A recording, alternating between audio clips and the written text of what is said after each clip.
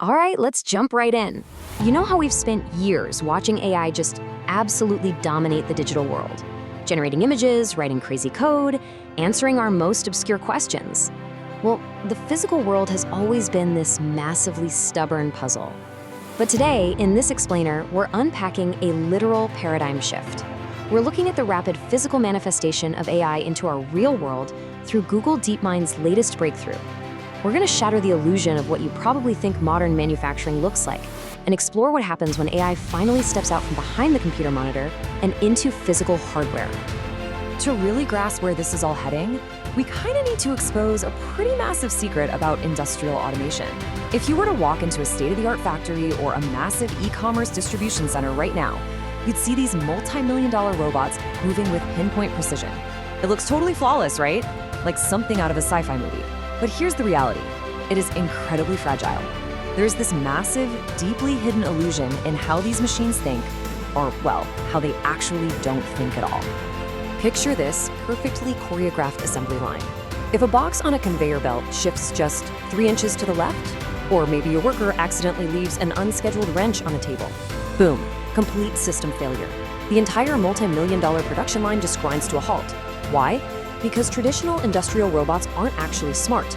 They're just blind, hyper-fast, super repetitive execution scripts. They don't know what they're doing. They only know the exact XYZ geometric coordinates they were programmed to hit.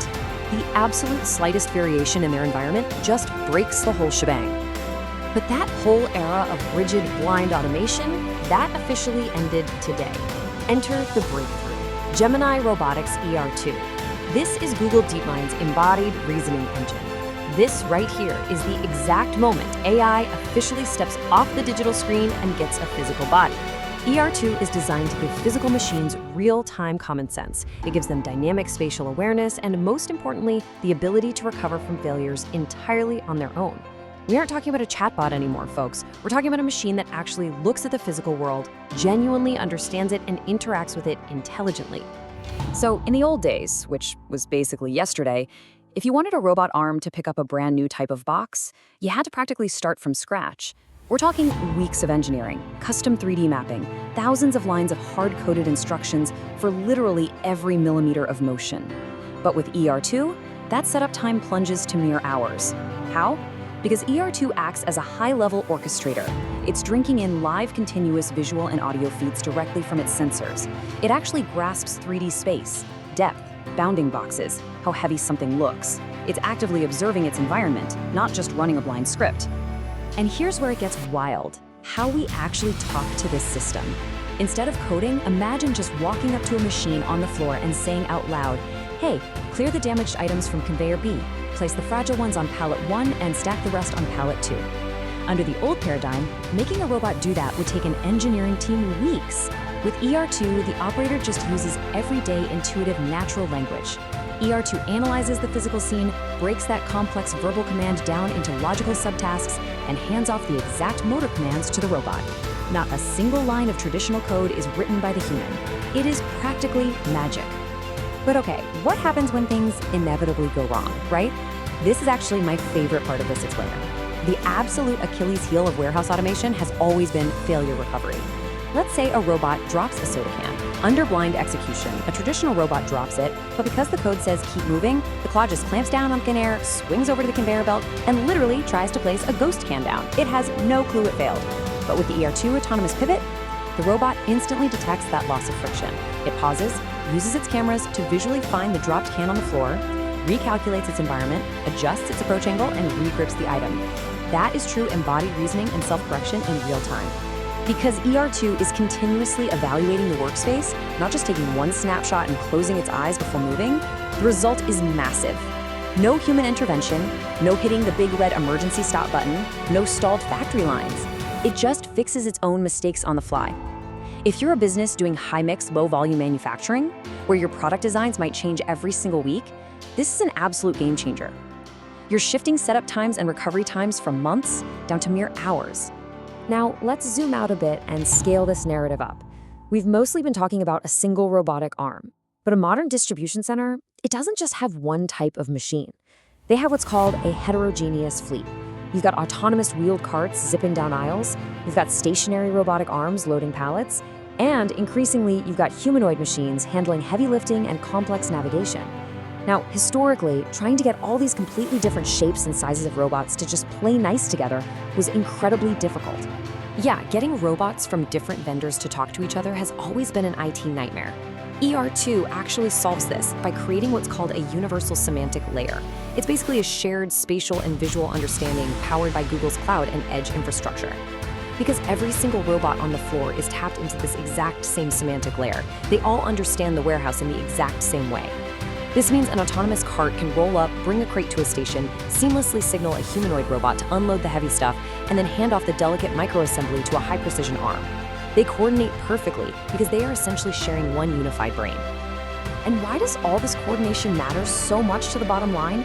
Because of one staggering number, 70%. Historically, that massive number represents how much system integration made up of the total cost of deploying industrial robotics. 70% of the budget wasn't even the robot itself. It was just trying to get the robots to talk to each other and not crash into their environment. By using a universal semantic layer, ER2 effectively slashes this massive integration cost. Which, of course, brings us to the elephant in the room, right? Whenever we talk about physical AI automation, robots that can see, reason, fix their own mistakes, and coordinate in fleets, we inevitably have to ask this crucial question. What happens to the human workers? It is a totally valid concern, and looking at the data from the source material, the answer might actually surprise you. The short-term shift we are seeing isn't actually about immediate full human replacement. It's about a radical change in the nature of human labor on the factory floor. Think about the past. Humans subjected to 8 hours of dangerous, physically exhausting, highly repetitive, manual sorting. It just grinds the body down. In the ER2 future, the human workers elevated. They transition into roles like robot supervisors and fleet managers. They're overseeing clusters of these smart machines, handling the weird edge case exceptions that the AI gets confused by, and setting the daily production parameters. And honestly, here is what you really need to take away from this. The technical barrier to entry for factory workers is actually lowering. Because ER2 responds to natural language and intuitive spatial prompts, like we saw with those voice commands earlier, factory supervisors won't need a computer science degree to configure a production line. Nobody needs to learn how to code in Python or C++. What they will need is their practical, hard-earned domain expertise in manufacturing. The human becomes the pure strategist, telling the AI what the goal is, and the AI figures out the physical gymnastics to achieve it. So let's bring it all together. That barrier between digital software, AI, and physical hardware intelligence, it is rapidly evaporating. By fusing deep, real-time reasoning, continuous video understanding, and zero-shot physical adaptability, meaning the robot can just handle tasks it hasn't explicitly been trained for, Gemini Robotics ER2 gives factories unmatched flexibility. The era of general-purpose physical automation has officially arrived, and it is pretty mind-blowing to witness. The businesses that adopt these embodied reasoning frameworks over the next few years are going to operate at a speed that traditional, rigid automation literally cannot match. It's a brave new physical world out there, for sure. AI is no longer trapped behind the glass of your computer screen. It is actively walking the warehouse floor. Which leaves us with one final thought as we wrap up this explainer. Are you ready to see AI-powered, self-correcting robots running physical warehouses in your own neighborhood? Because, ready or not, they are already here. Thanks for hanging out with me for this deep dive into the source material. Keep your eyes open because the future is moving incredibly fast.